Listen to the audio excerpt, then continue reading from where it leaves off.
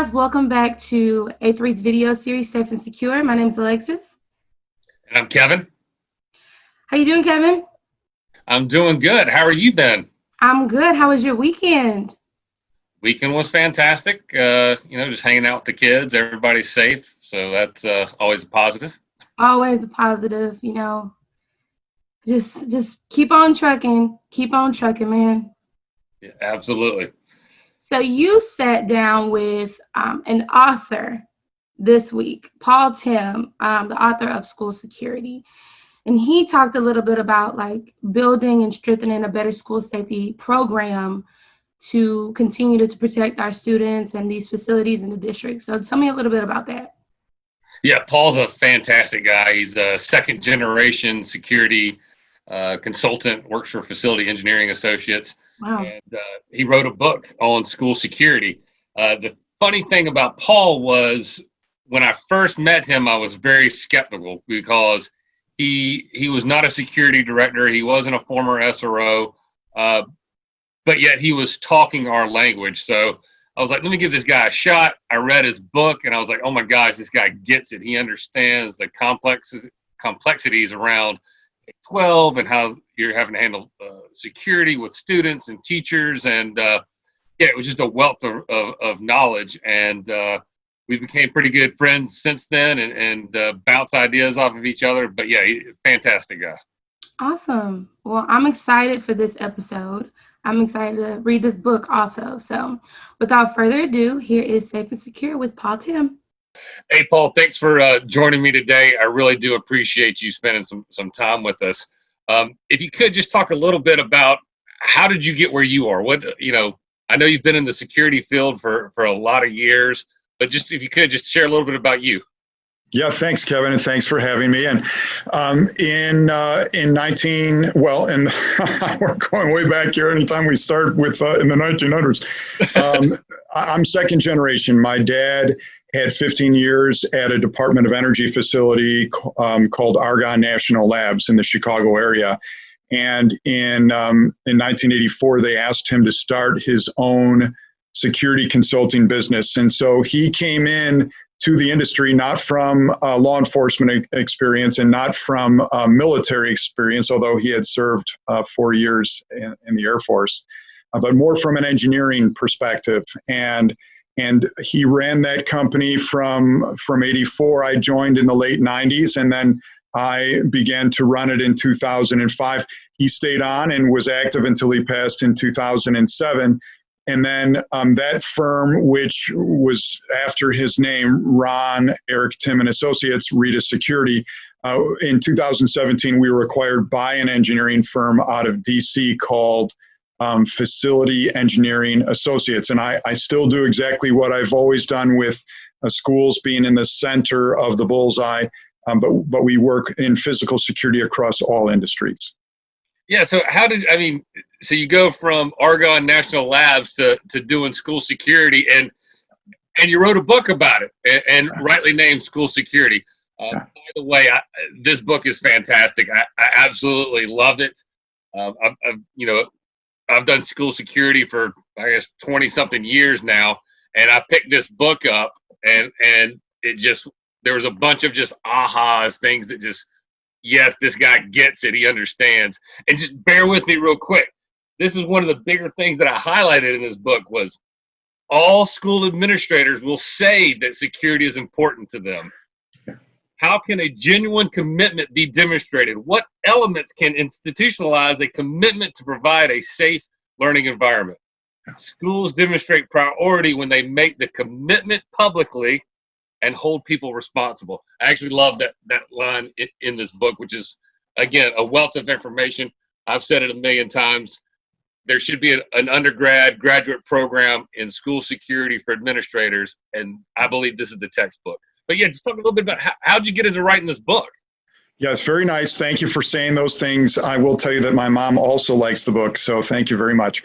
Argonne National Labs is a big campus, and it's a little bit different than maybe a higher ed campus because it housed nuclear materials, but it was run by the University of Chicago, and so it had all of those.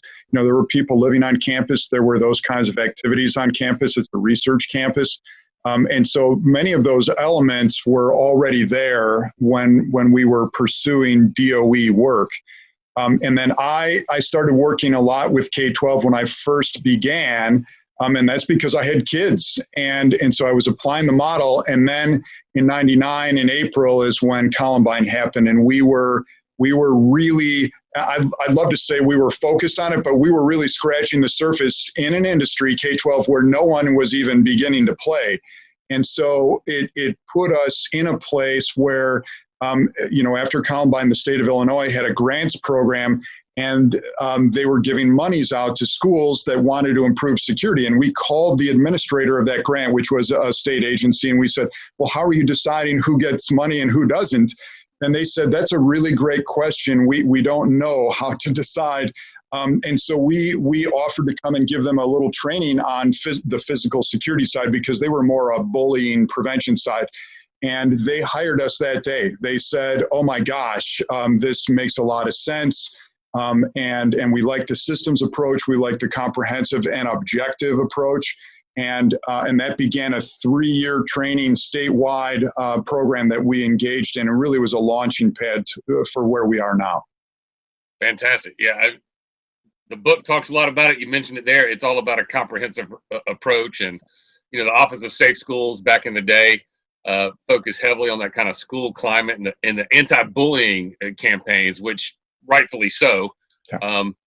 But the physical security component kind of got lost, and we can't operate in two different silos. It has to be cohesive. Yep. Yeah, thank you for saying that. And it's so true. And the physical security guys, and I'm one of them, like to kind of minimize the impact of the softer side of programs. And the softer side, sometimes gets more cerebral and concept oriented. And they like to say, well, those hardcore physical security systems and products don't really do much. But there is a way to bridge those gaps. And listen, what I say over and over again, and I will believe always, is the collaborative approach is the best approach. And when I say collaborative, I mean not just the violence prevention side and the physical security side, and like you said, administrators, but also involving students. It has to happen if we want to be successful. Yeah, no doubt. The student voice is where it's at. I mean, why are we putting in all these things in place?